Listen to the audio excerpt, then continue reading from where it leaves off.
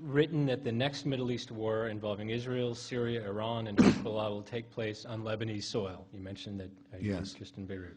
So you see any way in avoiding this, or? Well, the dress rehearsal of it has already taken place there, via Hamas and via Hezbollah.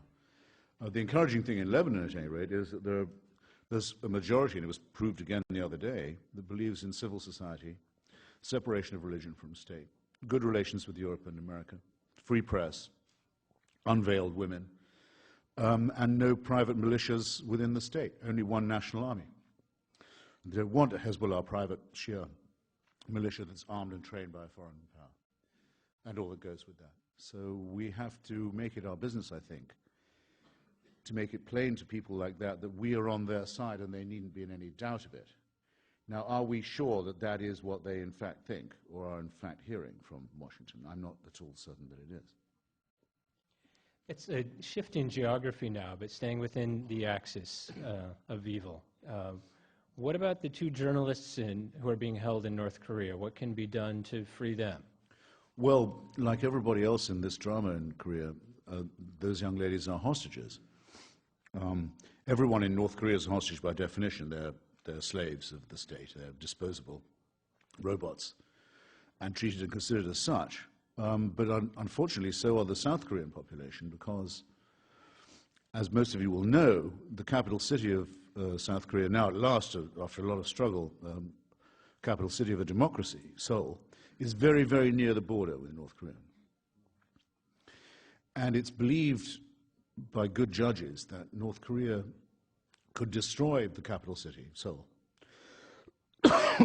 in a matter of hours, just by saturating it with conventional fire, of which it has enormous batteries stacked next to the border.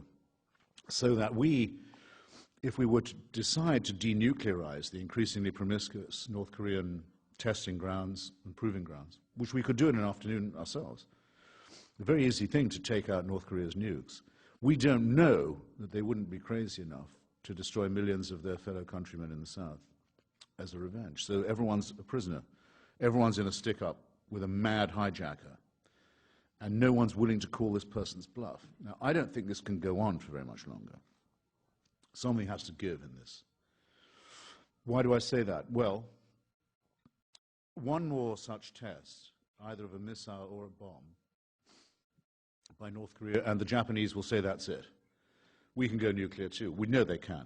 The Japanese have all the resources. They have all the stuff for a bomb. It's in different corners of the room. They just have to pass the resolution of their parliament, amend their constitution, put the pieces together. Does China want a nuclearized Japan facing a nuclearized North Korea? Do we? You can see where this is going. Which is the greater risk? I'll tell you what I think from the experience of Iraq and other things. Putting it off, putting the confrontation off, makes it worse. It means it's going to be much more horrible when it does come. What surprised you when you went to North Korea? What did you find that you didn't expect to find?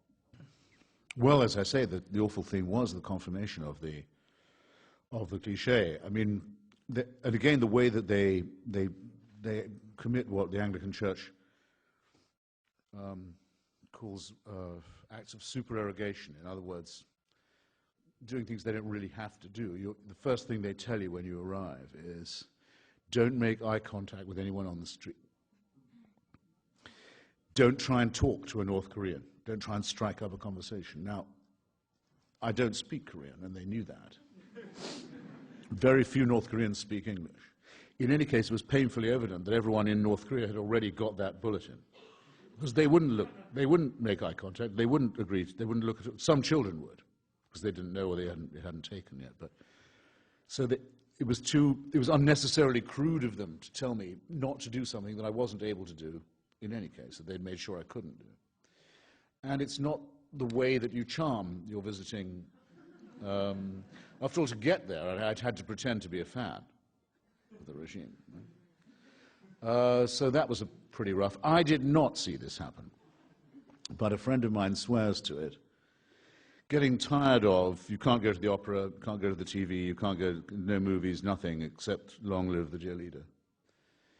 He went to the zoo just to have a walk around the park. And there were some animals, rather morose half-starved animals, but there they were. And he got to the parrot section, and there was a big parrot looked at him in a sort of beady way. And he looked at the parrot in a rather morose manner. And after a short interval, the parrot opened its beak and said, "Long live the dear leader, Kim Il-sung." The only comment it felt able to make. I don't know, but I tell you what. I didn't see it, I can't swear to it, but I don't disbelieve it. Here's someone who would like to know, would North Korea be more productive if they fed their people? Well, that's a good question, because it's a dilemma from which we rescue them. It's what I mean by hostage blackmail. The North Koreans do their tests when they're in famine. They say, if you want us to stop testing, we insist that you supply us with 5 million tons of grain. Now, we can always say, we won't do that. You treat your people like this, you starve them to build nukes, you feed them. Use your own bloody grain.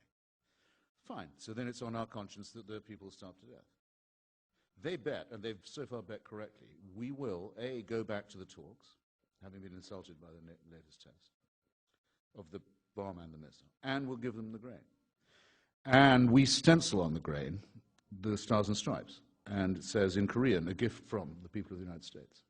And so they can't give it out any other way. And they do. And they say, you see, so powerful and beloved is the dear leader that the United States pays him a regular tribute, just out of respect and fear of his